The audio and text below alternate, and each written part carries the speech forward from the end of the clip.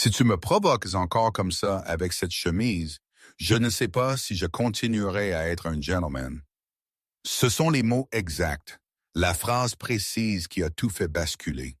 Mon cœur battait la chamade, tambourinant contre mes côtes comme un oiseau prisonnier, et l'air autour de nous, l'air si calme du couloir quelques secondes auparavant, était devenu lourd, électrisé.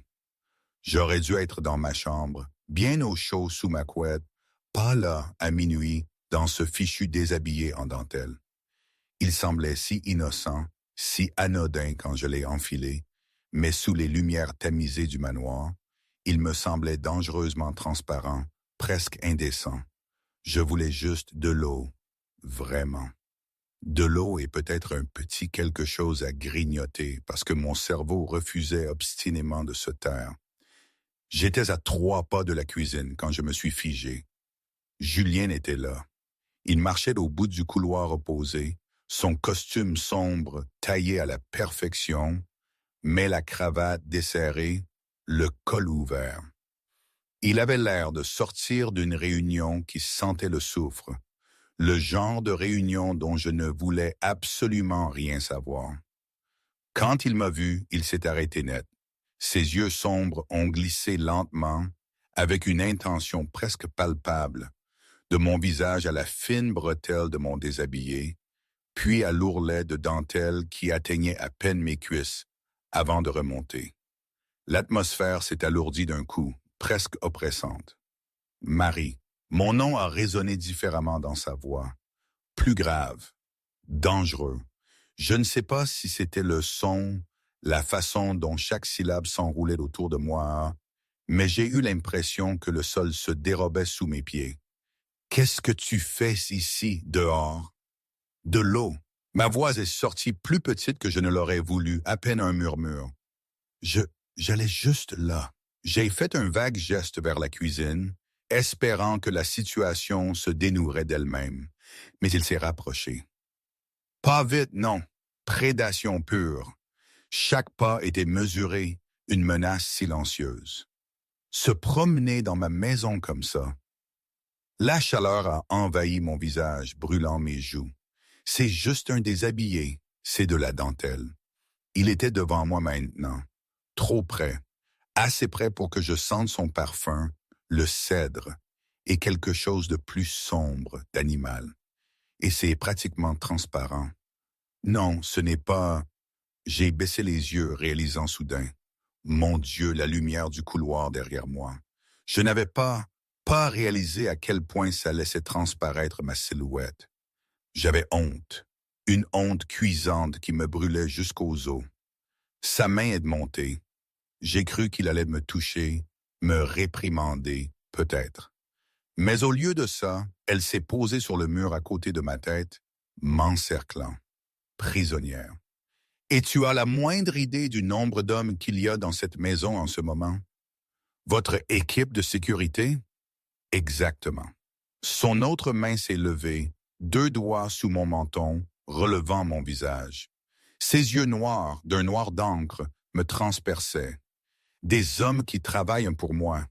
Des hommes qui n'oseraient jamais. Mais tu leur rends la tâche très difficile d'oublier ça. Mon cœur battait la chamade, si fort que j'avais l'impression qu'il allait s'échapper de ma poitrine. Je suis désolé, je ne voulais pas. Ne voulais pas quoi? Ses yeux étaient des gouffres. Ne voulais pas te promener comme ça? Ne voulais pas me faire oublier toutes les règles que je me suis fixées à ton sujet? J'avais du mal à respirer. Ma gorge était serrée, mes poumons refusaient de prendre de l'air. Quelles règles? Celles qui disent que tu es intouchable, que tu es ici pour Pierre, que je ne touche pas les jeunes femmes innocentes qui ne savent pas dans quoi elles s'engagent. Je ne suis pas, je n'ai pas, j'ai 20 ans. Exactement. Son pouce a effleuré ma mâchoire. 20 ans, assez jeune pour être... Il s'est arrêté. Sa mâchoire s'est crispée, un muscle saillant dans la nuit. Assez jeune pour que je doive m'éloigner tout de suite. Mais il ne s'éloignait pas. Mais vous ne vous éloignez pas. Non, le mot est sorti, rauque, à peine un souffle. Non, je ne le fais pas. Nous sommes restés là, sa main sur le mur, ses doigts sur mon menton, mon dos pressé contre un papier peint qui coûtait probablement plus cher que mes études. Une absurdité complète. Il a pris une profonde inspiration, ses poumons se remplissant du même air raréfié que les miens. Si tu me provoques encore comme ça, il a marqué une pause. Le sourire qui a traversé son visage était fugace, mais absolument mortel. Je ne sais pas si je continuerai à être un gentleman. Ma bouche était asséchée, incapable de former le moindre mot. Mais je n'avais rien fait. C'est exactement le problème, Mary. Il s'est penché plus près, son souffle chaud contre mon oreille. Tu n'as rien à faire. Tu existes juste dans mon espace. Et soudain, toutes les règles que je me suis fixées pendant 30 ans cessent d'avoir un sens. Julien, retournez dans votre chambre. Marie, sa voix était toujours grave, mais il y avait de l'acier en dessous, une inflexibilité qui me donnait le vertige. Avant que je fasse quelque chose que nous allons tous les deux regretter. Et le regretteriez-vous? La question est restée suspendue dans l'air. Une éternité. Ses yeux se sont ancrés dans les miens, me perçant jusqu'à l'âme. Non, c'est ça le problème. Puis il a lâché mes mains et a reculé. Il a créé une distance dont j'aurais dû être reconnaissante, mais que je ressentais étrangement comme une perte. Va. Pas une demande, une injonction. J'ai obéi. Mais j'ai senti ses yeux sur moi pendant tout le chemin du retour vers ma chambre. Et quand j'ai fermé la porte et m'y suis appuyé, mon cœur battant toujours à tout rompre, une seule pensée me dévorait. Qu'est-ce qui venait de se passer? Je n'ai pas dormi. Chaque fois que je fermais les yeux, je le voyais. Je sentais le fantôme de ses doigts sur mon menton. J'entendais sa voix promettant des choses qu'il ne devrait pas promettre. Si tu me provoques encore comme ça, je n'essayais pas de le provoquer, pour l'amour du ciel. Je voulais juste de l'eau. Mais la façon dont il m'avait regardé, comme si j'étais quelque chose de dangereux, de désirable et de totalement interdit, ça me brûlait la peau. C'était grave. Tellement, tellement grave parce que j'étais venu ici pour un job. Un simple job de tutorat qui payait absurdement bien et me permettait de continuer mes études à Paris. J'étais venu pour aider un adolescent solitaire avec ses devoirs. Pas pour cette chose avec son grand frère. Son grand frère très séduisant, très dangereux. J'ai attrapé mon téléphone, 3h47 du matin. Il y avait un SMS de ma colocataire, Sophie. Sophie. Alors, la villa de luxe? Tu as rencontré le boss canon? J'ai fixé le message. Le rencontrer? Je venais de me faire acculer par lui dans un couloir en dentelle transparente. Mais je ne pouvais pas écrire ça. Je ne pouvais pas admettre que quelque chose avait changé ce soir-là. Au lieu de ça, moi, oui, il est intense. 3 petits points sont apparus immédiatement. Sophie, intense, genre bien, ou intense, genre fuis? Moi, je ne sais pas encore. Sophie, c'est jamais bon signe ça. Lol, fais attention. Les riches sont des problèmes. Elle n'avait aucune idée à quel point. Attendez, là il faut que je fasse une pause. Tout ça, cette histoire avec Julien, ce n'était pas censé arriver. Je veux dire, j'étais une étudiante, une simple fille de Paris qui venait d'un milieu normal, très normal. Et lui, c'était le roi d'un empire secret, d'un monde dont j'ignorais même l'existence. On aurait dit un roman de guerre, sauf que c'était ma vie. Et chaque fois que je revois cette scène dans le couloir, je me demande si j'aurais dû juste courir. C'était un avertissement clair, non? Mais une partie de moi, cette partie idiote et naïve, était juste intriguée. Ou peut-être que j'étais juste stupide, je ne sais pas trop. C'est difficile de démêler les sentiments quand on est au milieu du tourbillon. Mais bon, retour à mes moutons, ou plutôt à ma vie chamboulée. Le matin est arrivé trop vite. Je me suis traîné jusqu'à la cuisine à 7 heures. L'heure du petit déjeuner de Pierre, et j'ai failli laisser tomber la carafe de jus d'orange quand Julien est entré. Il était en tenue de sport, un t-shirt moulant qui mettait en valeur des épaules qui devraient être interdites, les cheveux mouillés de sueur. Il s'est arrêté net quand il m'a vu. Pendant un battement de cœur, aucun de nous n'a bougé. Puis, bonjour Marie. Sa voix était parfaitement normale, professionnelle, comme si la nuit dernière n'avait jamais eu lieu. Bonjour. Je me suis concentré très fort sur le fait de verser du jus. Pierre descendra dans 10 minutes. Bien. Il a attrapé une bouteille d'eau dans le frigo. J'ai des réunions toute la journée. Assure-toi qu'il finisse sa dissertation. Je le fais toujours. Je sais. Il me regardait maintenant. Je pouvais le sentir. Tu es doué pour ton travail. Merci. C'est pour ça que je t'ai embauché.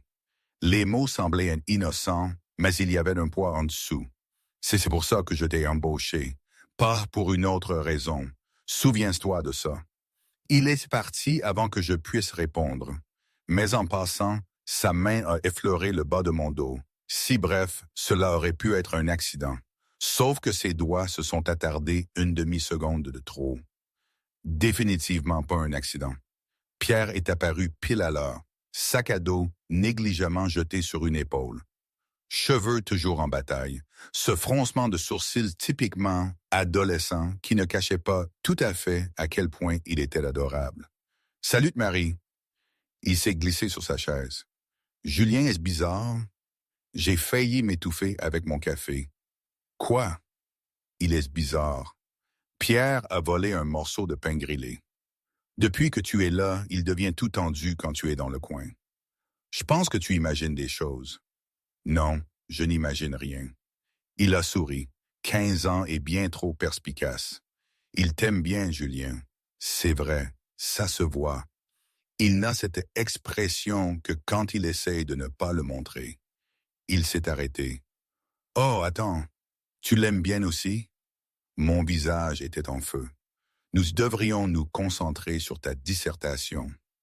Tu rougis, tu l'aimes carrément. Il était ravi maintenant. C'est génial, Marie a le béguin pour mon frère effrayant. Il n'est pas effrayant. Je me suis arrêté. Je veux dire, je n'ai pas le béguin. C'est mon employeur. Il a 32 ans, pas 72. Pierre a fini son pain grillé. Et tu es bien mieux que les mannequins qu'il fréquentait avant. Il fréquentait des mannequins? Pourquoi avais-je demandé ça? Pourquoi est-ce que ça me préoccupait autant? Avant. Pierre a haussé les épaules. Genre, il y a 2 ans. Puis papa est mort et il est devenu tout sérieux. Il a arrêté de sortir. Il a arrêté de sourire. Il ne faisait que travailler. Sa voix a baissé. Mais tu le fais sourire, toi. Je l'ai vu. Quelque chose s'est serré dans ma poitrine. Pierre, je suis ici pour t'aider. C'est tout. Bien sûr. Mais son sourire disait qu'il ne me croyait pas. Comme tu veux, Marie. La journée est piécée dans un flou d'algèbre et de correction de dissertation, et de faire semblant de ne pas être constamment conscient du moindre son dans la maison, me demandant si Julien était rentré de ses réunions, me demandant s'il pensait à la nuit dernière, me demandant si j'avais complètement perdu la tête. À 18 heures, je rangeais mes affaires quand des pas se sont approchés du bureau de Pierre. Pas les pas de Pierre, les siens. Julien est apparu dans l'encadrement de la porte, changé, vêtu d'un jean foncé et d'un pull noir, l'air injustement parfait pour quelqu'un qui avait passé la journée en réunion. Pierre a fini sa dissertation? Oui, envoyée à son professeur il y a 1 heure. Bien, il s'est appuyé contre le cadre de la porte. Tu as des projets pour le dîner? Mon cœur a fait un bond. Non. Dîner de famille à 19 heures. Tu te joins à nous. Je ne pense pas. Ce n'était pas une demande, Marie. Son sourire était léger, dangereux. Pierre a spécifiquement demandé que tu restes, et je ne refuse pas grand-chose à mon frère. Oh, d'accord alors. Bien. Il s'est redressé. Et Marie? Oui? Porte ce que tu veux. Ses yeux ont croisé les miens, mais peut-être quelque chose de moins provocateur que la nuit dernière. Puis il est parti, me laissant là, le visage en feu, le pouls affolé, et la terrible connaissance que j'étais complètement dépassé. Et le pire, c'est que je ne voulais pas partir.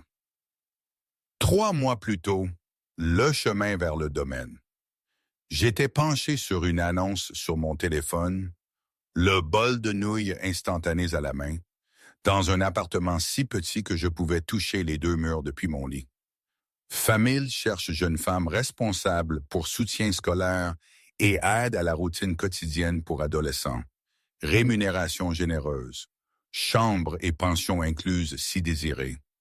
Le salaire affiché était absurde. Ça ne pouvait pas être juste. Personne ne paie autant pour du tutorat. C'est probablement une arnaque, a dit Sophie depuis son matelas posé à même le sol. Nous étions colocataires dans le sens le plus large du terme. 3 filles partageant un espace conçu pour une. Ou un réseau de trafic d'êtres humains. C'est joyeux, ça. Je suis sérieuse, hein. Les riches ne distribuent pas d'argent comme ça.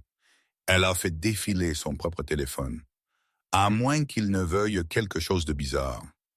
Peut-être qu'ils se soucient juste vraiment de l'éducation. Ou peut-être qu'ils veulent que tu sois la belle-mère du gamin. Elle a remué ses sourcils. Une histoire de sugar daddy à l'ancienne. Je lui ai jeté un oreiller, mais plus tard, seul, j'ai appelé le numéro. Une femme a répondu. Professionnelle efficace, elle m'a posé des questions sur mes qualifications. J'ai énuméré étudiante en éducation, sur la liste du doyen, expérience en tutorat, référence de 3 professeurs. Pouvez-vous commencer la semaine prochaine? A-t-elle demandé. Ne voulez-vous pas m'interviewer d'abord? Monsieur Valenté a examiné votre candidature. Il est satisfait de vos compétences. Monsieur Valente, ce nom ne me disait rien. Que ferais-je exactement? Soutien scolaire pour son frère de 15 ans, s'assurer que les devoirs sont faits, apporter une structure et une routine. Le garçon a récemment perdu son père et a besoin de stabilité. Mon cœur s'est serré. Je savais ce que c'était. Perdre un parent, avoir besoin de quelqu'un. Je le ferai. Excellent. Une voiture viendra vous chercher lundi à 9 heures. Une voiture. Je pouvais prendre le bus. Monsieur Valence insiste. Le domaine est en dehors de la ville, non accessible par les transports en commun.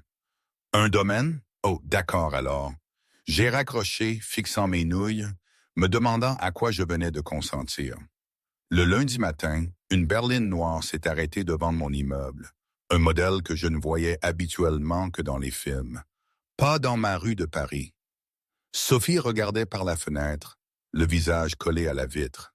Si tu disparais, je dirais tout à la police. Tu ne sais rien, justement. J'inventerai des choses très dramatiques. Le chauffeur était professionnel, silencieux. Il a ouvert la portière sans un sourire. Nous avons roulé pendant 40 minutes, quittant la ville pour des collines que je n'avais vues que dans des magazines, passant devant des maisons qui ressemblaient à des musées nationaux. Puis nous avons tourné à travers des grilles en fer forgé et je l'ai vu. Le manoir.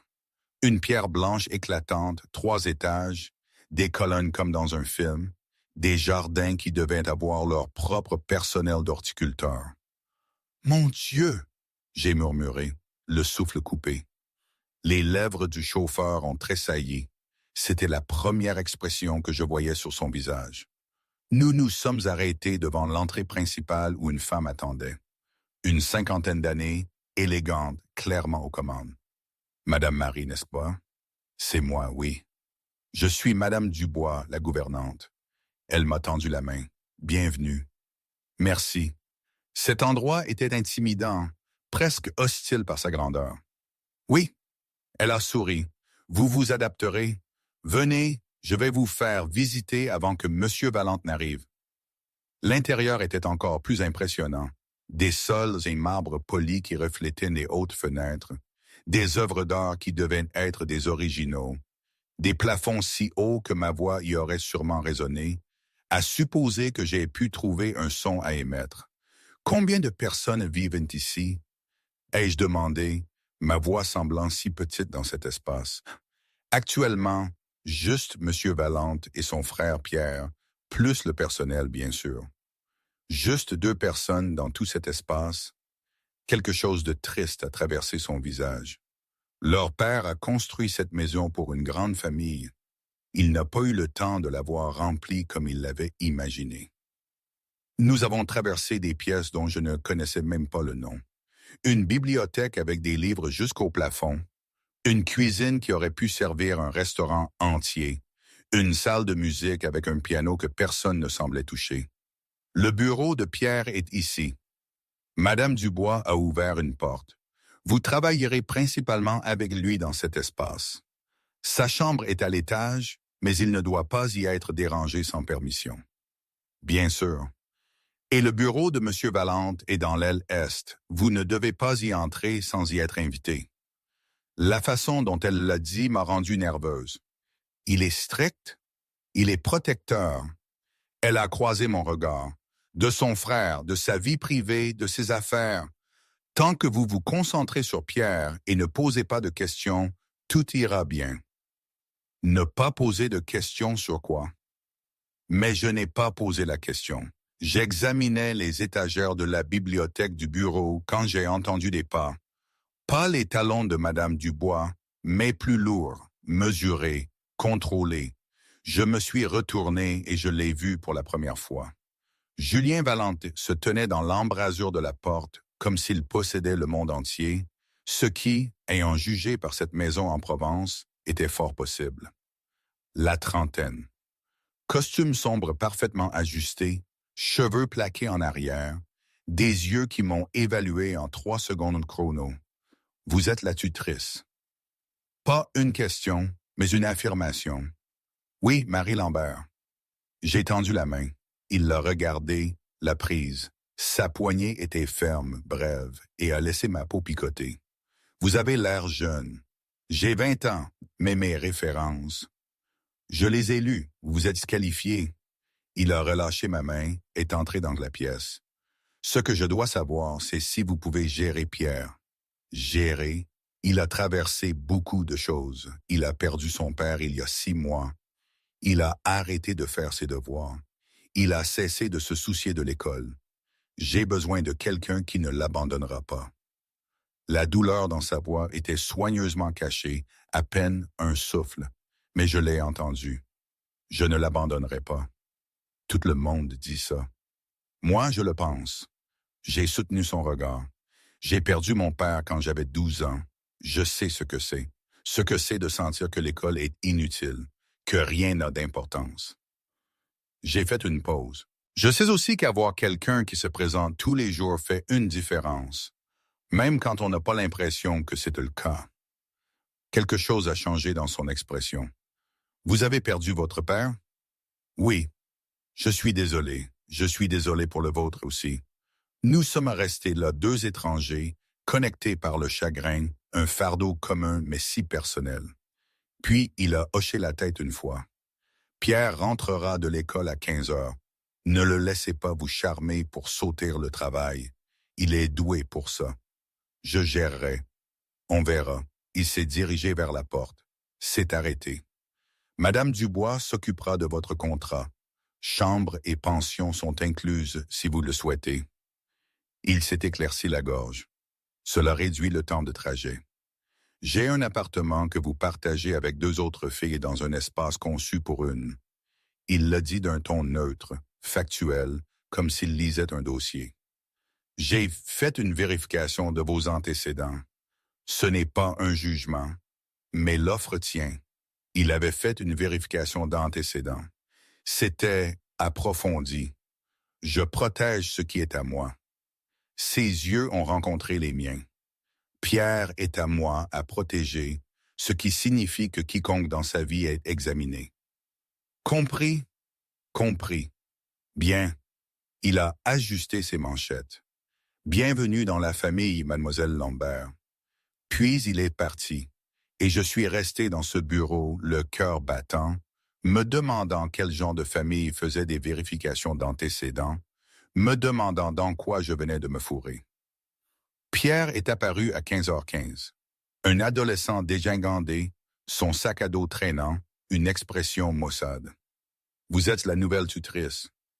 Il s'est laissé tomber sur une chaise. Génial! Encore quelqu'un que Julien a embauché pour me réparer. Je ne suis pas là pour te réparer. Bien sûr que non. Il a sorti son téléphone. Je suis là pour t'aider à ne pas échouer ta seconde année.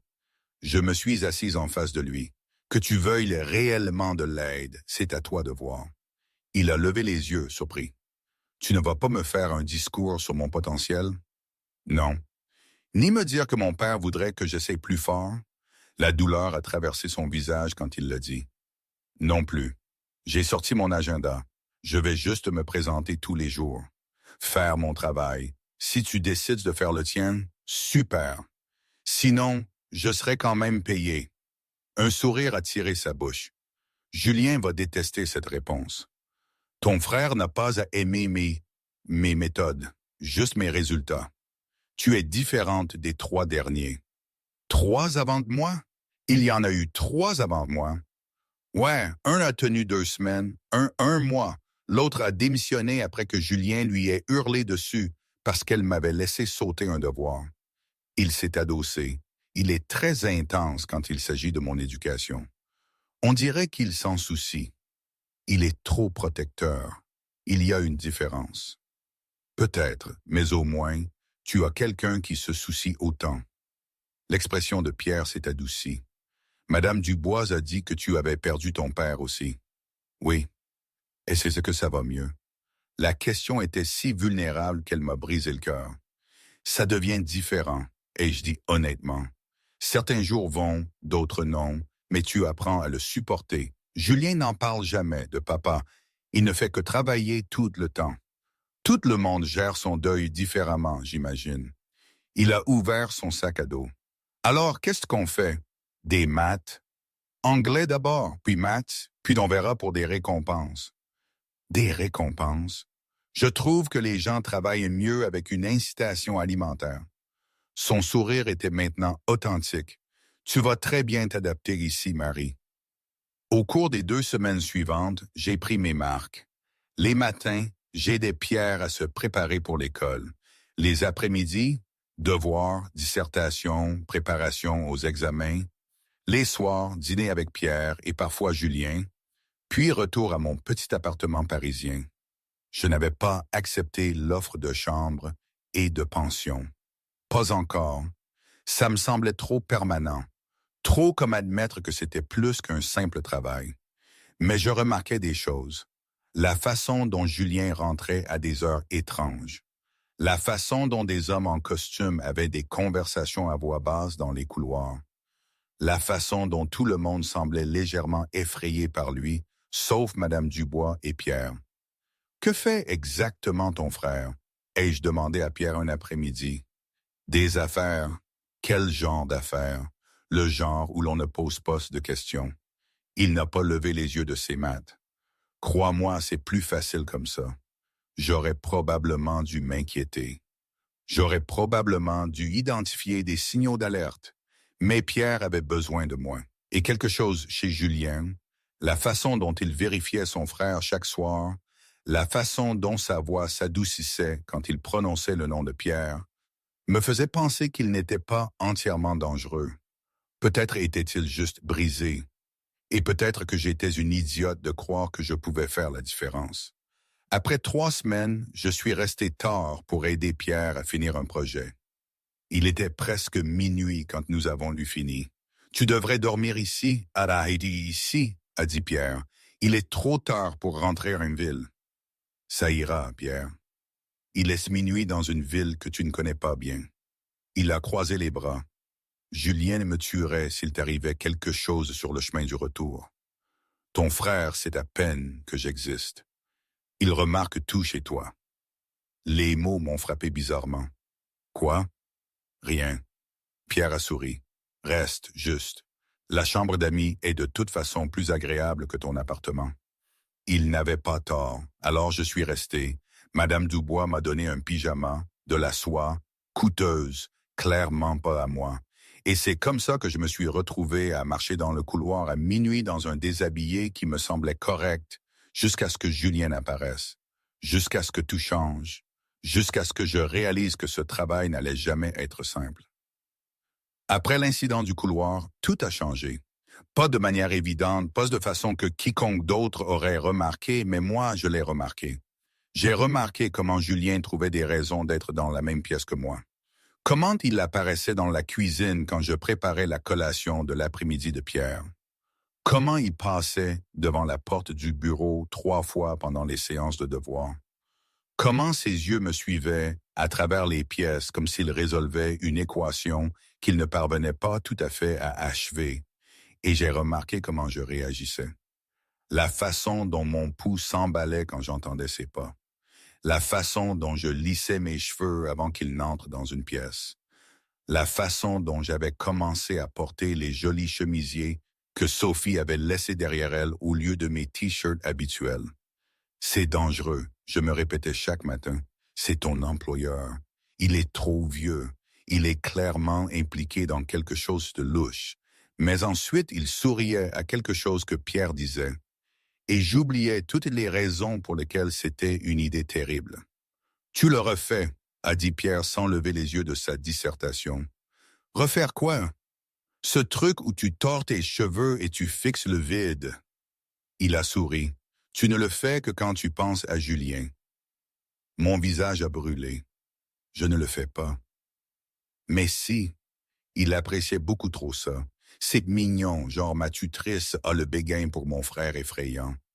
Pierre, il est au courant. Il n'y avait rien à savoir, non? Et soudain, les calculs différentiels m'intéressaient passionnément. Il a posé son stylo. Pour info, je trouve ça génial. Tu es bonne pour lui. Je le connais à peine. Tu le connais mieux que la plupart des gens. La voix de Pierre est devenue sérieuse. Il est différent quand tu es là, moins froid. Il n'est pas froid, il est juste terrifiant. Oui, mais pas avec toi. Il a repris son stylo. Quoi qu'il en soit, je suis dans l'équipe Marie, juste pour que tu saches. Je ne savais pas quoi répondre à ça. Alors je suis retourné à la correction de sa dissertation et j'ai fait semblant que mon cœur ne battait pas la chamade. Ce soir-là, Julien a demandé ma présence dans son bureau. C'était la première fois depuis que je travaillais ici. Je suis resté devant la porte pendant 30 secondes, lissant ma jupe, vérifiant mon reflet dans un miroir à proximité, me sentant ridicule. C'était juste une réunion, probablement à propos des progrès de Pierre, complètement professionnelle. J'ai frappé. « Entrez !» Son bureau était exactement ce à quoi je m'attendais. Du bois sombre, des meubles coûteux, des étagères remplies de titres en italien et en français. Julien était assis derrière son bureau, les manches retroussées, des tatouages visibles sur ses avant-bras, de l'encre que je n'avais fait qu'apercevoir auparavant. « Asseyez-vous. » Il a fait un geste vers la chaise en face de lui.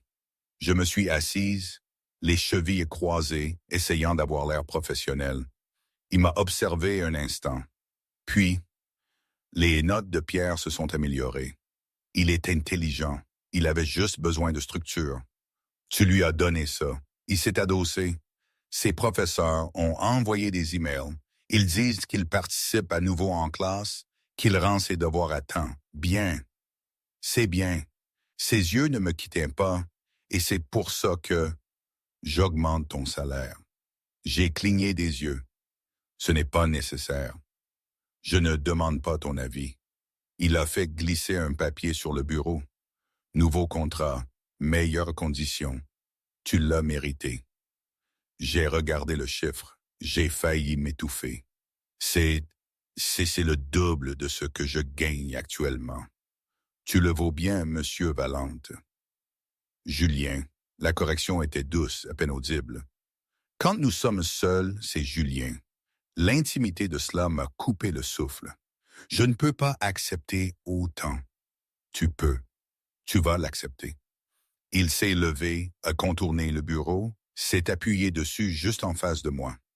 Tu as ramené mon frère à la vie, Marie.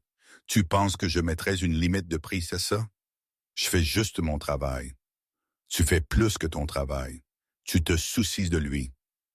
Il s'est éclairci la gorge. Pas parce que je te paye, parce que c'est ce que tu es. Il était trop près.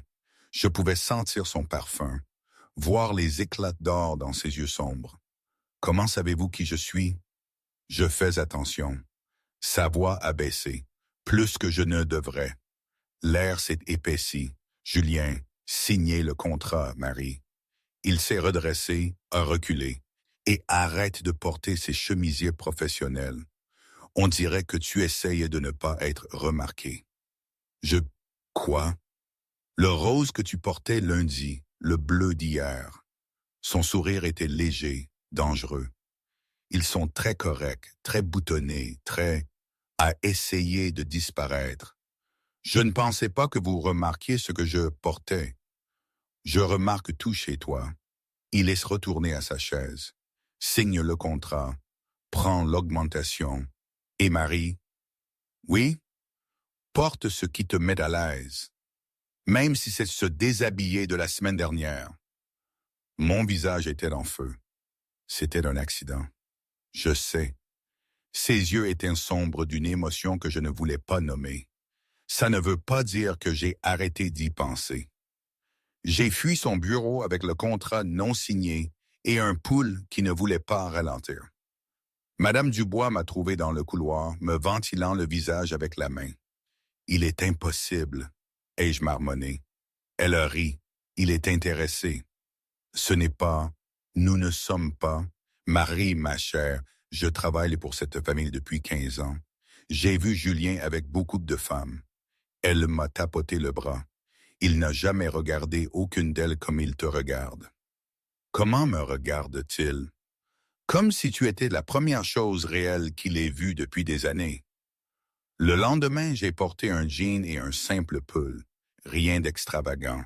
Rien qui n'essayait trop fort. Juste moi. Pierre l'a remarqué immédiatement. Nouveau look.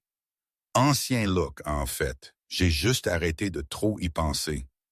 Julien va adorer. Pourquoi ton frère se soucierait-il de ce que je... Julien est entré dans la cuisine, m'a vu, s'est arrêté. Bonjour, Marie. Bonjour.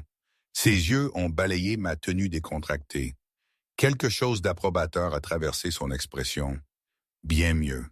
Puis il a versé du café et est parti. Pierre souriait comme si Noël était arrivé en avance. Je te l'avais dit. Les provocations sont devenues un jeu qu'aucun de nous n'avouait. Je préparais du thé à 22 heures. Il apparaissait dans la cuisine. Je lisais dans la bibliothèque. Il avait besoin d'un livre sur cette étagère précise. J'aidais Pierre avec ses devoirs d'italien. Julien proposait son aide, s'asseyait trop près, corrigeait ma prononciation avec sa bouche presque à mon oreille. « C'est amour », murmurait-il. « Pas amoré. Le « et » est plus doux comme ça. » Il le répétait. Le mot s'enroulait autour de moi comme de la fumée, à la fois troublant et fascinant. Pierre nous observait avec un amusement à peine dissimulé. Je pense que je comprends, et je réussis à dire. Vraiment, le sourire de Julien était lent. Redis-le. Amour. Mieux, sa main a effleuré mon épaule alors qu'il se levait. Continue de t'entraîner. Après son départ, Pierre a éclaté de rire. Quoi? Ai-je exigé. Rien. J'apprécie juste le spectacle. Il n'y a pas de spectacle. Marie, il t'a juste fait dire amour en italien 5 fois en te respirant quasiment dans le cou. Pierre était ravi. C'est la meilleure chose qui soit arrivée depuis que papa est mort. La mention décontractée de son père m'a arrêté. Pierre, je suis sérieuse. Son sourire s'est adouci. Tu rends cette maison vivante à nouveau, tous les deux, quand vous êtes ensemble. Un vendredi soir, Julien avait une réunion. Je le savais parce que des hommes en costume coûteux étaient arrivés à 19 heures. Ils étaient allés dans son bureau. La porte s'était fermée. Madame Dubois m'a surprise à regarder dans ce couloir. « N'approchez pas de là ce soir », a-t-elle dit doucement. Je n'en avais pas l'intention. « Je suis sérieuse, Marie. Quoi qu'il se passe dans cette pièce, vous ne voulez pas le savoir. » L'avertissement m'a glacé jusqu'aux os. Quel genre d'affaire faisait-il vraiment? Elle m'a regardé longuement. Le genre où les questions font du mal aux gens. Le genre où il vaut mieux ne pas savoir. Elle m'a serré la main. Tu es bonne pour lui, pour eux deux. Ne gâche pas tout en étant curieuse des mauvaises choses. J'étais dans ma chambre. Oui, j'avais finalement accepté la chambre ici. C'était trop impraticable de faire la navette quotidiennement quand j'ai entendu des voix s'élever. Pas du bureau de Julien, mais d'en bas. Je n'aurais pas dû aller voir. J'aurais dû m'occuper de mes affaires, mais j'ai entendu quelque chose s'écraser. Puis le silence. Avant même que je puisse y penser, j'étais dans le couloir, me faufilant vers les escaliers. La voix de Julien est montée. Je me fiche de ce que Romano veut. La réponse est non. Une autre voix. Il n'acceptera pas ça. Alors il apprendra. Le ton de Julien aurait pu couper du verre. Je ne négocie pas avec des menaces. Dites-lui que s'il essaie encore, Il s'est arrêté au milieu de sa phrase. Marie. Je me suis figé dans les escaliers. Il est apparu en bas, seul maintenant. Sa cravate était desserrée, son expression soigneusement contrôlée. J'étais juste. J'ai cherché une excuse. J'ai entendu un bruit. Retourne dans ta chambre.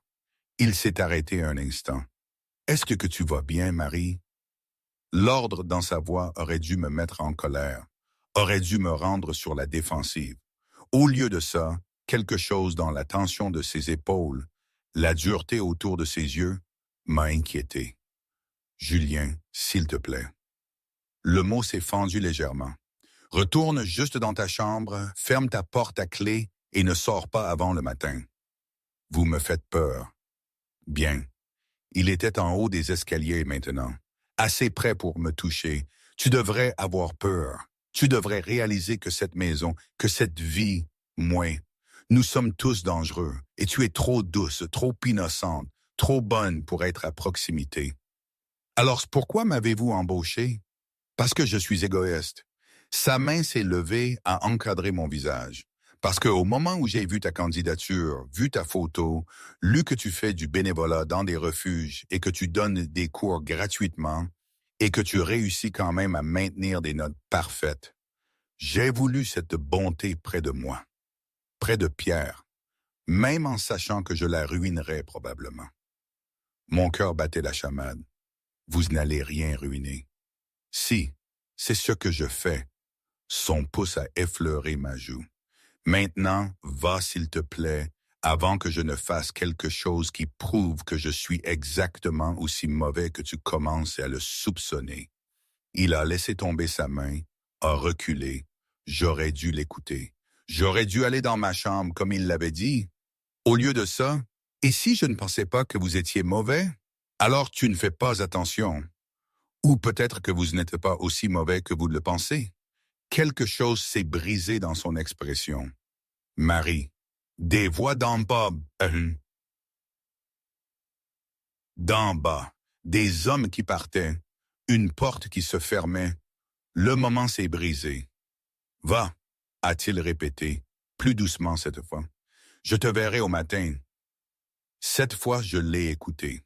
Mais en fermant la porte de ma chambre, je l'ai entendu dans le couloir, s'arrêtant devant ma porte, restant là pendant 30 secondes, puis s'éloignant.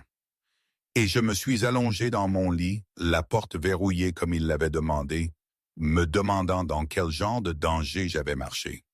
Et pourquoi je ne m'enfuyais pas. Découvrir la vérité. Je n'ai pas bien dormi. Chaque fois que je m'assoupissais, j'entendais sa voix. Tu devrais avoir peur. Mais je n'avais pas peur de Julien. Pas vraiment. J'avais peur de l'envie que j'avais de le comprendre, de savoir ce qui mettait cette tension dans ses épaules, cette obscurité dans ses yeux. Le matin est arrivé trop tôt. Je me suis traîné à la cuisine à 7 heures, m'attendant au calme habituel. Au lieu de cela, j'ai trouvé Madame Dubois en train de ramasser du verre brisé. Qu'est-ce qui s'est passé? Elle a sursauté.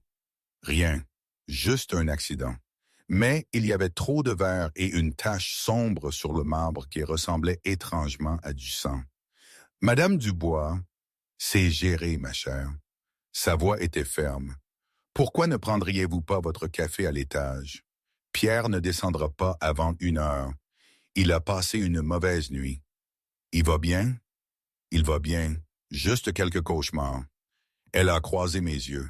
L'anniversaire de la mort de son père, c'est la semaine prochaine. C'est toujours difficile. Ma poitrine s'est serrée. Je ne savais pas. Maintenant, vous savez, soyez douce avec lui et avec Julien. Ils gèrent tous les deux le chagrin différemment. Elle me renvoyait poliment mais fermement. J'ai pris mon café et je suis parti. Mais je ne pouvais pas me défaire du sentiment que le verre brisé n'avait rien à voir avec des accidents. Pierre est apparu à 9 heures, l'air épuisé. « Mauvaise nuit ?» ai-je demandé doucement. Il a haussé les épaules. « Mauvais rêve, pas grave. Tu veux en parler? » Pas vraiment. Il a ouvert son manuel de maths.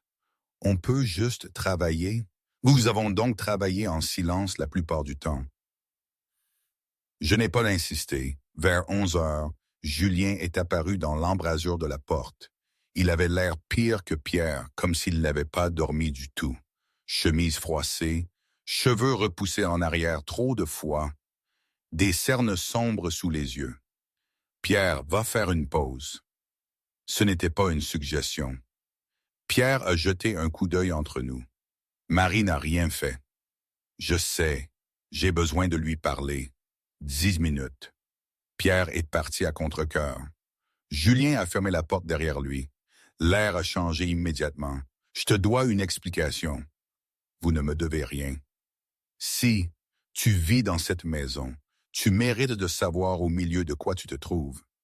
Il s'est assis sur la chaise de Pierre, m'a regardé directement. Que sais-tu de ma famille? Que votre père est mort, que vous dirigez une sorte d'entreprise, que les gens ont peur de vous. Les gens devraient avoir peur de moi. Il l'a dit d'un ton neutre, factuel. Mon père a bâti un empire. Import-export, investissement, tout est légitime sur le papier. Et hors papier, son sourire était sans humour.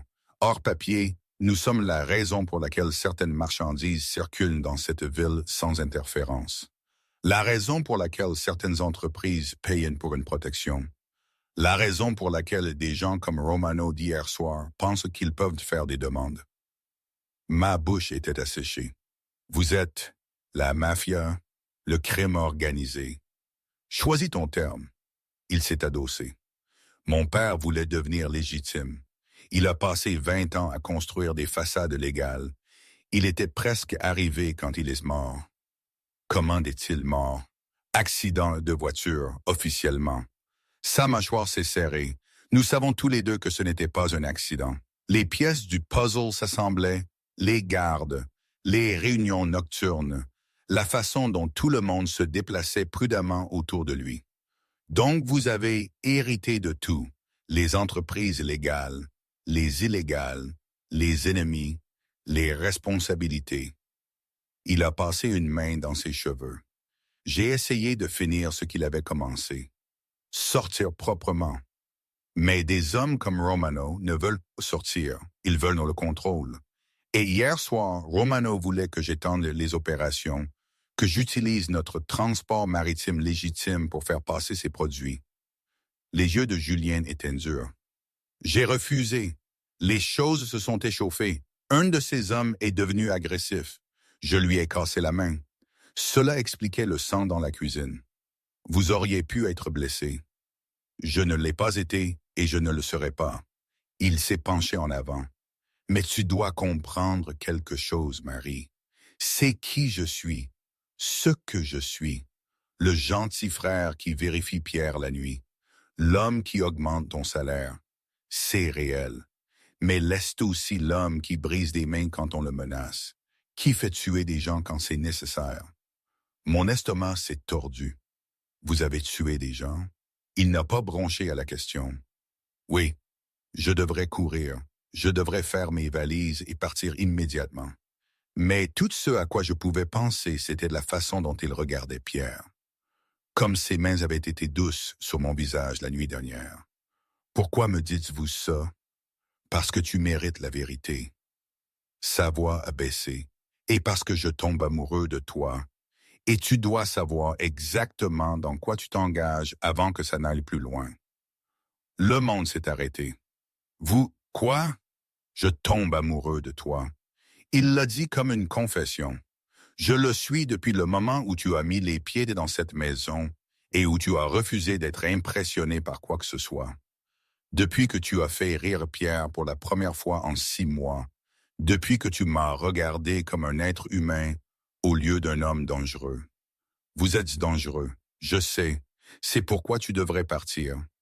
Il s'est levé. Je te paierai la fin de ton contrat, te donnerai des références, t'aiderai à trouver un autre emploi.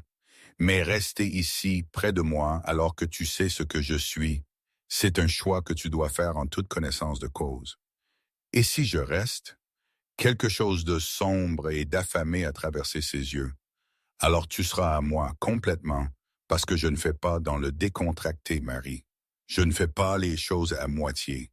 Si tu restes en sachant ce que je suis, je prendrai ça comme une permission de poursuivre ce qui se construit entre nous. Mon cœur s'est emballé. C'est beaucoup de pression. C'est de l'honnêteté. Il s'est rapproché. J'ai passé 3 mois à essayer d'être approprié, à essayer de garder mes distances, à essayer de faire semblant de ne pas penser à toi constamment. Sa main s'est levée, a touché mon visage. Mais j'ai fini de faire semblant. Alors, décide. Reste et sois à moi ou pars et sois en sécurité. Ce n'est pas un choix juste. La vie n'est pas juste, Piccolola. Le terme tendre est sorti de sa bouche sans effort, mais le choix est le tien. Il a lâché ma main, a quitté la pièce, et je suis resté assise dans le bureau, l'esprit en pleine ébullition, essayant de tout assimiler. Julien Valente est dans la mafia. Julien Valente a tué des gens. Julien Valente est amoureux de moi. J'ai trouvé Pierre dans le jardin, jetant des cailloux dans la fontaine. Il te l'a dit? Pas une question. Ouais, et tu flippes un peu, mais tu ne pars pas. Je l'ai regardé. Comment sais-tu? Parce que tu es toujours là. Si tu partais, tu serais déjà en train de faire tes valises. Il a jeté un autre caillou. Pour ce que ça vaut, ce n'est pas un monstre. Il a dit qu'il avait tué des gens pour protéger cette famille, pour me protéger. La voix de Pierre était féroce. Quand papa est mort, des gens sont venus nous chercher. Ils pensaient que nous serions des cibles faciles. Julien s'est assuré qu'ils comprennent que nous ne l'étions pas, en les tuant, en faisant ce qui était nécessaire. Il m'a enfin regardé. Je sais que c'est effrayant. Je sais que ce n'est pas normal, mais c'est le meilleur homme que je connaisse. Et il était mort à l'intérieur depuis que papa est mort, jusqu'à ce que tu arrives. Pierre, je ne dis pas de rester à cause de moi. Je dis de rester parce que j'ai vu la façon dont tu le regardes, et c'est la même façon qu'il te regarde. Il a ramassé un autre caillou.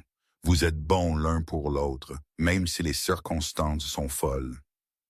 Cette nuit-là, je suis resté allongé dans mon lit, fixant le plafond. Je devrais partir. Toute personne rationnelle partirait. Mais je n'arrêtais pas de penser à la façon dont Julien vérifiait Pierre chaque nuit. Comment il avait augmenté mon salaire parce que j'aidais son frère. La douceur dans ses mains malgré la violence dont elles étaient capables.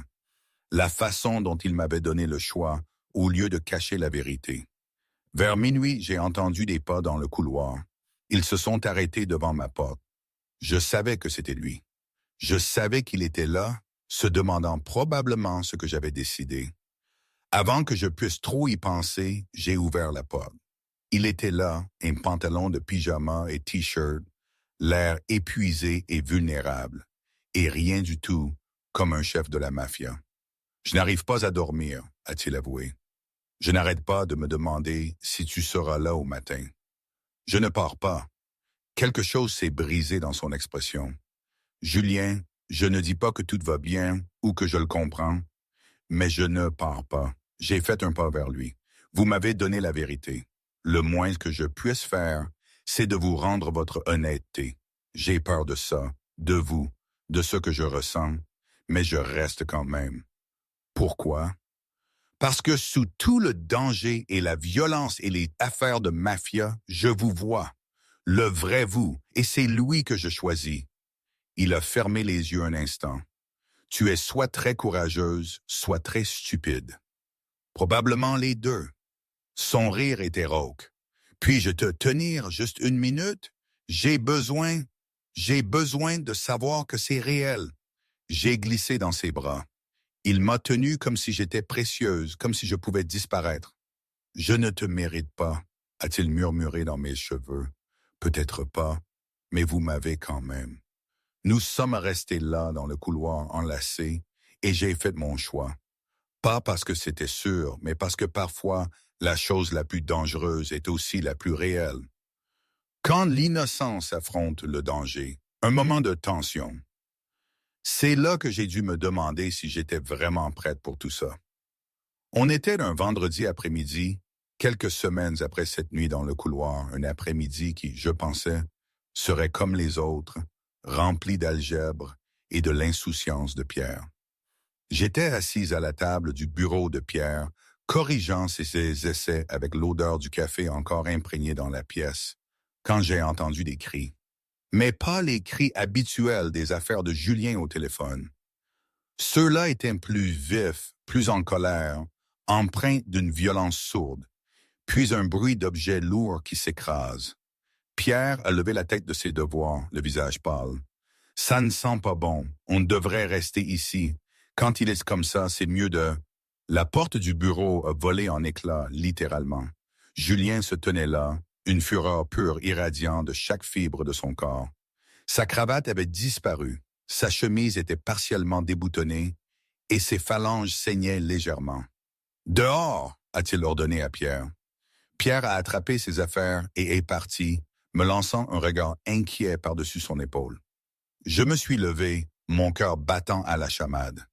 Qu'est-ce qui s'est passé? As-tu touché mon ordinateur? L'accusation m'a frappé comme une gifle froide, m'enlevant le souffle. Quoi? Non. Quelqu'un a accédé à des fichiers depuis cette maison, des fichiers confidentiels. L'adresse IP remonte d'ici. Il s'est rapproché, sa voix mortellement calme. Alors je redemande. As-tu touché mon ordinateur? Je ne sais même pas où est votre bureau. Menteuse. Il a frappé la table avec sa main. J'ai tressailli. Je t'ai fait confiance. Je t'ai fait entrer chez moi, dans ma famille. Et toi? Je n'ai rien fait. Alors explique comment quelqu'un a eu accès à des fichiers protégés par mot de passe, des fichiers qui pourraient me faire tuer des gens. Mon estomac s'est noué. C'était peut-être une erreur. Il n'y a pas d'erreur dans mon monde, Marie. Seulement des conséquences. Ses yeux étaient d'une froideur polaire. Et en ce moment, la seule personne ayant accès qui n'est pas de mon sang, c'est toi. Vous pensez que je suis une espionne? Je n'arrive pas à y croire. Vous pensez que je suis quoi? Que je travaille pour vos ennemis? Je ne sais pas quoi penser, mais il y avait de la douleur sous la colère. Tout ce que je sais, c'est que tu es arrivé il y a 3 mois, tu t'es rendu indispensable, tu t'es rapproché de Pierre, tu t'es rapproché de moi, et maintenant des informations sensibles sont compromises. Ce n'est pas, je n'aurais jamais, comment le saurais-je? Il était juste devant moi maintenant. Comment savoir si tout cela est réel, que tu n'as pas pris ce travail spécifiquement pour... L'accusation a brisé quelque chose en moi. Stop! Ma voix est sortie sèche, forte, plus que je ne l'aurais cru capable. Arrêtez! Il s'est arrêté, surpris. Vous voulez savoir ce que je pense? J'ai fait un pas vers lui,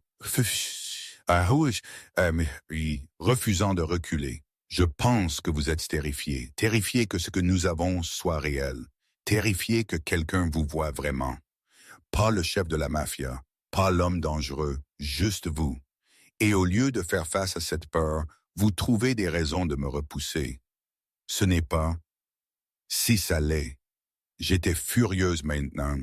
Vous avez dit que vous aviez tué des gens. Vous avez dit que vous étiez dangereux. Vous m'avez donné toutes les raisons de partir et je suis resté. Je vous ai choisi malgré tout. Et maintenant, vous m'accusez de vous trahir parce que quelqu'un a piraté votre ordinateur. Ce n'est pas si simple. C'est aussi simple que ça.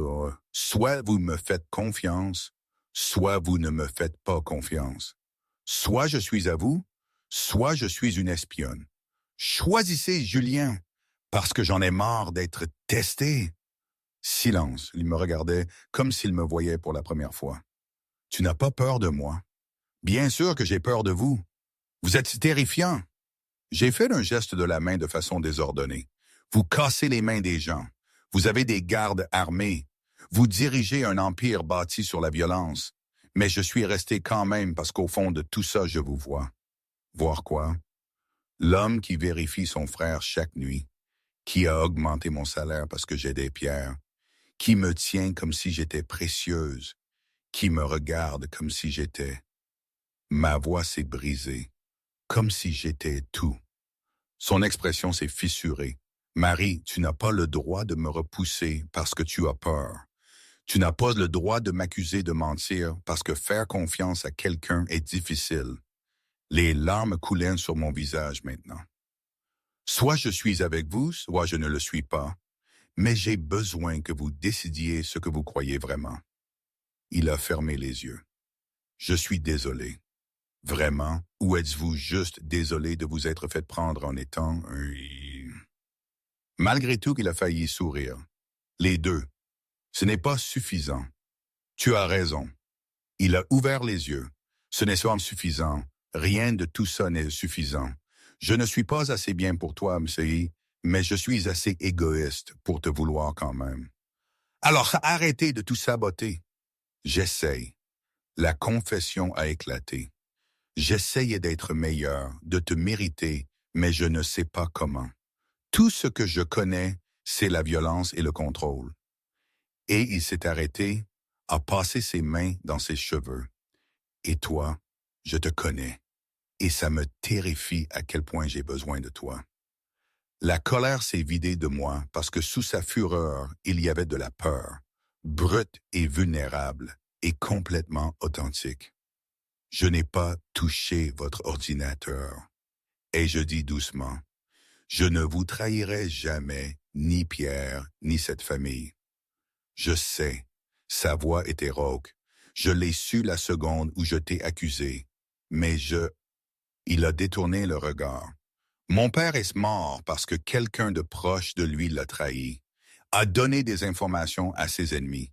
Je l'ai vu saigner à mort parce que quelqu'un en qui il avait confiance l'a vendu. Oh mon Dieu, Julien. Alors quand j'ai vu cette brèche, tout ce à quoi je pouvais penser, c'était « Pas encore, pas Pierre, pas toi. Je ne peux perdre personne d'autre. » Il a finalement rencontré mes yeux. Je suis désolé de t'avoir accusé, de t'avoir douté, d'être exactement le monstre que tu devrais fuir. J'ai fait un pas plus près. Vous n'êtes pas un monstre. Je le suis. Tu ne l'as juste pas encore complètement vu. J'en ai assez vu. Ma main a touché son visage. Je vous ai vu en colère, dangereux, violent, et je suis toujours là, toujours en train de vous choisir. Pourquoi? Le mot était presque brisé. Pourquoi choisirais-tu ça? Me choisir? Parce que quand papa est mort, j'ai appris quelque chose sur le deuil. Je l'ai forcé à me regarder. Ça ne vous rend pas faible, ça vous rend humain. Et toute cette peur que vous portez de perdre des gens, de faire confiance à la mauvaise personne, ce n'est pas de la faiblesse non plus, c'est de l'amour. Amour. Il le dit comme s'il ne croyait pas aux mots. Oui, l'amour. Vous aimez Pierre tellement que ça vous terrifie. Et peut-être, j'ai pris une profonde inspiration. Peut-être que vous commencez à m'aimer aussi. Et ça, c'est encore plus terrifiant. Ses mains se sont levées, ont encadré mon visage. Pas commencé à Marie. Mon cœur s'est arrêté. Quoi? Je ne commence pas à t'aimer. Ses yeux étaient intenses. Je t'aime déjà. Complètement. Terriblement. Le genre d'amour qui me fait vérifier ta chambre la nuit pour m'assurer que tu respires. Le genre qui me donne envie de tuer quiconque te regarde de travers. Le genre qui m'a fait t'accuser de trahison parce que l'idée que tu partes me détruit. Je ne pouvais plus respirer. Julien, je t'aime. Il l'a dit comme un vœu, et c'était la chose la plus dangereuse que j'ai jamais faite, parce que t'aimer signifie que tu as le pouvoir de me détruire, et je te donne ce pouvoir quand même. Les larmes coulaient sur mon visage. Espèce d'idiot. Il a presque souri. Je sais. Tu ne peux pas tu ne peux pas m'accuser d'être une espionne et ensuite me dire que tu m'aimes. Je peux. Je viens de le faire. Ses pouces ont essuyé mes larmes. Je fais tout de travers, n'est-ce pas? Tellement de travers. Me pardonneras-tu quand même? Je devrais le faire travailler pour ça, rester en colère plus longtemps. Mais la vulnérabilité dans ses yeux m'a brisé. Seulement si tu promets de me faire confiance, vraiment confiance. Je promets, plus de tests, plus de doutes. Il a posé son front contre le mien. Tu es à moi et je suis à toi, et c'est la seule vérité qui compte. Redis-le. Tu es à moi. Non, l'autre partie. Son sourire était doux, réel. Je t'aime, Marie, tellement que ça me fait peur. Je t'aime aussi. La confession a eu l'effet d'un saut dans le vide.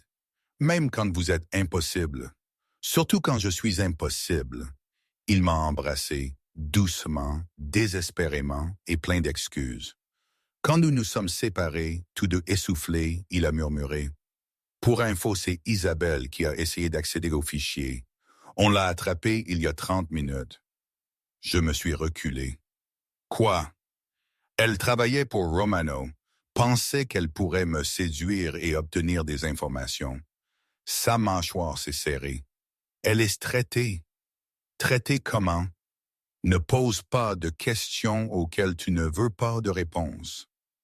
Mais sa voix s'est adoucie. Elle est vivante. Juste encouragée à quitter le pays définitivement. Je devrais être horrifié. Au lieu de ça, tout ce que je ressentais, c'était le soulagement qu'il me fasse confiance. Je suis désolé de vous avoir accusé en premier. Tu protégeais ta famille. Tu es ma famille maintenant. Il m'a serré contre lui. Toi et Pierre, c'est tout. C'est tout ce qui compte. Nous étions toujours enlacés quand Pierre est apparu dans l'embrasure de la porte. Vous avez fini de vous disputer, vous deux? Il avait l'air inquiet. Nous avons fini, a dit Julien. Bien, parce que se disputer, c'est stupide. Vous êtes visiblement amoureux. Admettez-le et passez à autre chose. J'ai ri malgré moi. Nous venons de le faire. Enfin, Pierre a souri. Il a poussé un soupir et un petit cri. Alors, ça veut dire que Marie reste pour toujours? Julien m'a regardé. Vraiment? La question a flotté dans l'air. Pour toujours avec un homme qui dirige un empire criminel, qui tue des gens, qui vient de m'accuser de trahison il y a 1 heure. Pour toujours dans un monde de danger et de violence et de menaces constantes. Mais aussi pour toujours avec un homme qui aime son frère farouchement, qui me regarde comme si j'étais son salut, qui vient de me donner son cœur en sachant que je pourrais le détruire. Oui, ai-je dit, je reste pour toujours. Le sourire de Julien aurait pu illuminer le monde, et Pierre a acclamé comme si son équipe venait de gagner le championnat. Le vrai début, après cette nuit au couloir, quelque chose de fondamental a changé. Les murs étaient tombés. Les jeux étaient terminés. Il ne restait que nous. Brut et réel et terrifiant. Cette nuit-là, Pierre est allé se coucher tôt, étrangement tôt, avec un sourire qui disait qu'il savait exactement ce qu'il faisait. Discret, hein? Lui ai-je dit. Je suis un adolescent. La discrétion, c'est pas mon truc. Il m'a serré dans ses bras. Bonne nuit. Il a murmuré. Ne lui fais pas de mal. Il fait le dur, mais il est fragile quand il s'agit de toi. Je ne le ferai pas. Bien, parce que je t'apprécie et je détesterais avoir à choisir mon camp. Il a disparu à l'étage, me laissant seul dans le salon. Julien m'y a trouvé 10 minutes plus tard. Il avait changé. Jean foncé, chemise blanche, pieds nus, ressemblant moins à un chef de la mafia et plus à un simple homme. Un homme magnifique, dangereux, compliqué qui venait de me dire qu'il m'aimait. « Salut », a-t-il dit. « Salut. Nous sommes restés là, l'air épais de tout ce qui restait non dit. J'ai besoin de te dire quelque chose, a-t-il finalement dit. Mon estomac s'est noué. D'accord. Je n'ai jamais fait ça avant. Fait quoi? Cette relation réelle, l'amour, tout ça. Il s'est rapproché. J'ai eu des femmes, beaucoup, mais c'était toujours transactionnel, physique, rien qui comptait. Et maintenant ça compte. Tu comptes tellement que je ne sais pas comment faire ça correctement. Il a passé une main dans ses cheveux. Je te désire, Marie.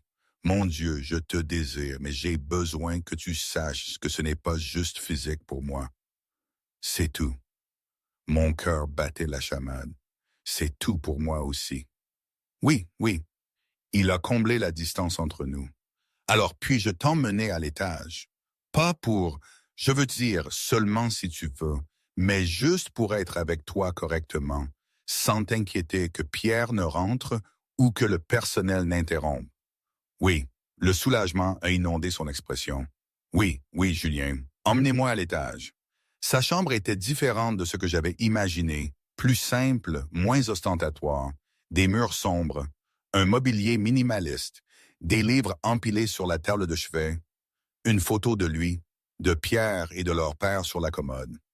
Ce n'est pas grand-chose, a-t-il dit, soudainement incertain. C'est parfait, c'est vous. Il a verrouillé la porte, pas de manière contrôlante, juste pour créer de l'intimité, de la sécurité. Puis il s'est tourné vers moi et l'air a complètement changé. Viens ici. Sa voix était grave, autoritaire mais douce. Je me suis avancé vers lui. Ses mains ont encadré mon visage. Dernière chance de changer d'avis. Je ne veux pas changer d'avis. Bien, parce que je ne pense pas que je pourrais te laisser partir maintenant, même si tu le demandais. Il s'est penché, m'a embrassé lentement, profondément, comme si nous avions tout le temps du monde, ce que, je suppose, nous avions. Le baiser s'est approfondi. Ses mains se sont glissées dans mes cheveux. Les miennes ont agrippé ses épaules. Marie, il a soufflé contre ma bouche. Dis-moi ce que tu veux. Toi, tout de toi. Tu m'as toujours eu. Ses lèvres se sont déplacées vers mon cou. Dès ce premier jour dans le bureau, peut-être même depuis ta photo sur la candidature, j'ai ri, essoufflé. C'est glauque. Je sais, je suis obsédé par toi. Je l'ai été depuis le début. Ses dents ont effleuré mon point de pouls et j'ai haleté. Et maintenant, je peux enfin te montrer exactement à quel point je suis obsédé. Ses mains ont trouvé l'ourlet de ma chemise. Puis-je? Oui, il l'a enlevé lentement. Révérencieusement, comme s'il déballait quelque chose de précieux. Belle, a-t-il murmuré. Tellement belle. Julien. Chut, laisse-moi te regarder. Ses doigts ont tracé ma clavicule. Descendant. J'ai imaginé ça tellement de fois. Toi dans ma chambre, dans mon lit, enfin à moi. J'ai toujours été à vous. Je sais. Mais maintenant, je peux le prouver. Il m'a soulevé sans effort, m'a porté jusqu'au lit, m'a déposé comme si je pouvais me briser. Puis, il m'a juste regardé. Quoi? Ai-je demandé, soudainement gêné. Juste mémoriser ça, toi, ici. Me regarder comme ça? Comme si tu m'aimais malgré le fait de savoir exactement qui je suis. Je t'aime. Tout de toi, même les parties que tu penses trop sombres pour être aimées. Quelque chose s'est brisé dans son expression. Il s'est penché sur moi, m'a emprisonné avec son corps. Je ne te mérite pas. Probablement pas. Mais vous m'avez quand même. Pour toujours. Pour toujours. Il m'a embrassé alors, profondément et possessivement, et pleine de promesses. J'ai à peine remarqué quand sa chemise et mon jean ont cessé d'exister. Soudain, il n'y avait plus que nous deux. Si proche que le reste du monde semblait disparaître. Dis-moi si c'est trop, a-t-il dit contre mon cou. Si je dois ralentir. Ne ralentis pas. Mes mains ont glissé sur son dos. J'attendais ça, toi. Moi aussi, Piccolola. Moi aussi. Ce qui s'est passé ensuite a tout changé. la façon dont il me tenait comme si j'étais précieuse et sienne et tout ce qu'il attendait, la façon dont nous bougions ensemble, comme si nous étions toujours destinés à nous trouver. « Regarde-moi » a-t-il commandé quand mes yeux se sont fermés. « Je veux te voir, tout de toi. » Alors j'ai regardé.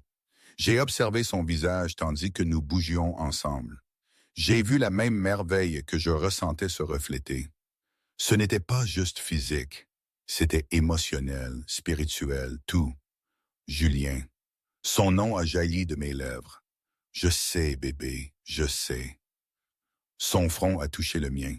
Lâche prise, je te tiens. Et je l'ai fait. J'ai lâché prise complètement. Lui a fait confiance pour me rattraper. Quand nous sommes finalement tombés ensemble, quand le monde s'est brisé et s'est reconstruit, je l'ai entendu murmurer « À moi, tu es à moi maintenant, complètement. À vous », ai-je murmuré en retour, toujours à vous. Après que nous nous soyons emmêlés, en sueur, essoufflés et complètement brisés, il m'a serré contre lui et embrassé mon épaule, mon cou, ma tempe. « Reste », a-t-il murmuré, « ne retourne pas dans ta chambre. Reste ici avec moi. » Pierre saura. Pierre le sait déjà et il approuve. Il me l'a dit quel après-midi. Le sourire de Julien était doux contre ma peau. Il a dit qu'il était temps que j'arrête d'être un idiot et que je te revendique correctement. J'ai ri. Il n'a pas dit ça. Il a dit exactement ça. Les adolescents n'ont pas de filtre. Il s'est reculé juste assez pour me regarder. Mais il a raison. J'étais un idiot. J'ai gaspillé 3 mois que nous aurions pu avoir ensemble. Nous devions y arriver à notre manière. Peut-être, mais maintenant que nous y sommes, sa main a glissé possessivement sur ma hanche. Je ne te laisserai jamais partir. Très possessif, n'est-ce pas? Complètement. Tu n'as aucune idée. Il m'a embrassé de nouveau, plus lentement cette fois. Tu es à moi, Marie, et je suis à toi. Et quiconque essaiera de se mettre entre nous aura affaire au terrifiant chef de la mafia. On aura affaire à un homme protégeant ce qu'il aime. Il a glissé une mèche de cheveux derrière mon oreille. Il y a une différence. Vraiment? Oui, l'une est une question de pouvoir, l'autre est une question de toi. Ma poitrine s'est serrée. Vous êtes très doué avec les mots quand vous le voulez. Seulement avec toi. Tout le monde reçoit la version effrayante. Il a souri. Tu reçois la version qui est follement amoureuse et n'en croit pas sa chance. Follement amoureuse. Désespérément, pathétiquement, embarrassément, follement amoureuse. Il a embrassé mon nez. Pierre va se moquer de moi pour toujours. Bien, vous le méritez. Après cette scène de jalousie avec le docteur Marcel, je maintiens ça. Il était trop amical.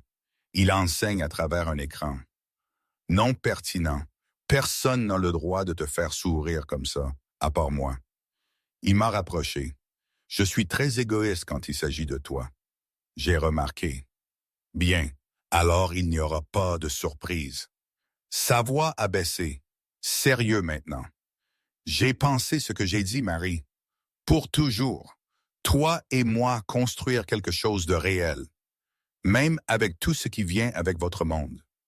Surtout avec ça, parce que tu es la raison pour laquelle je veux sortir de ce monde, la raison pour laquelle je finis ce que mon père a commencé. Il a touché mon visage.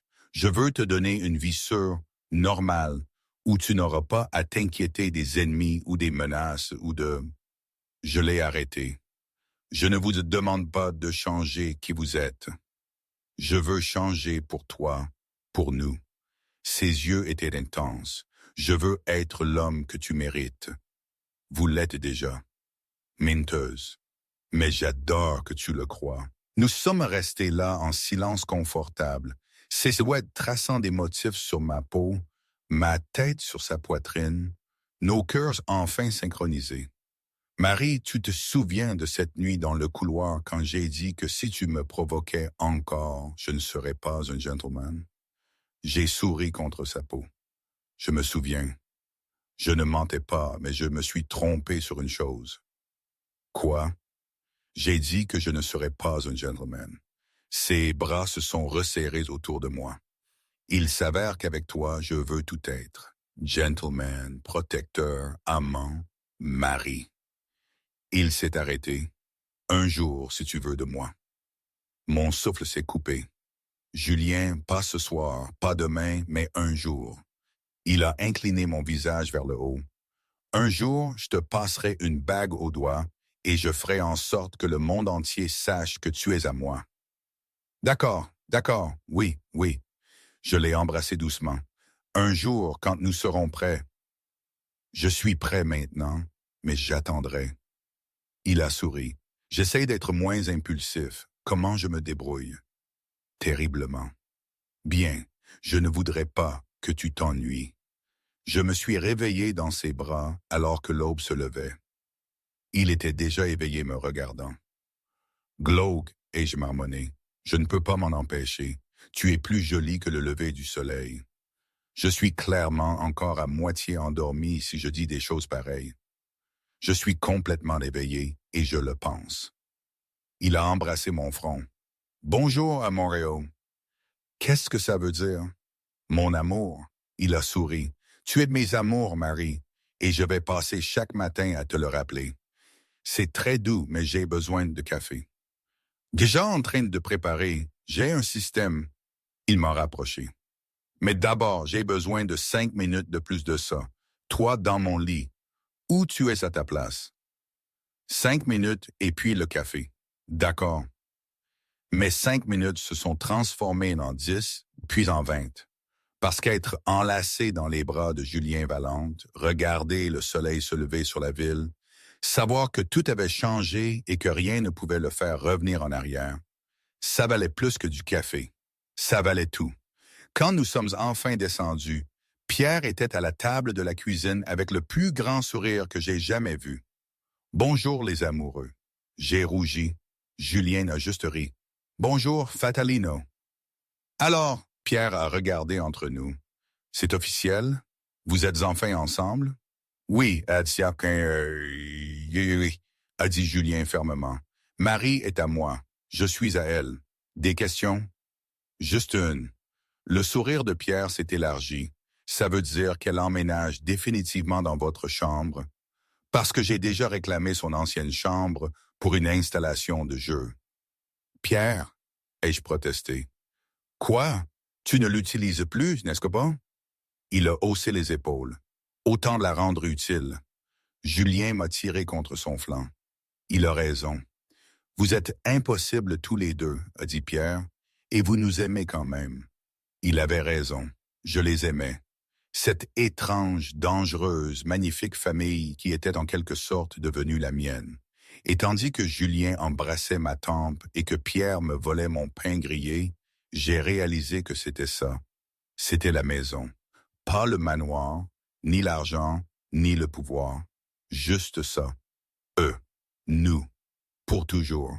Et aujourd'hui, je ne sais pas trop. C'était la meilleure chose qui pouvait m'arriver, oui, je crois. C'était de la folie d'une vie, une rencontre imprévue qui a redessiné chaque ligne de mon existence. Il y a des jours où je me dis que j'ai fait une erreur monumentale en restant, en plongeant dans ce monde si sombre.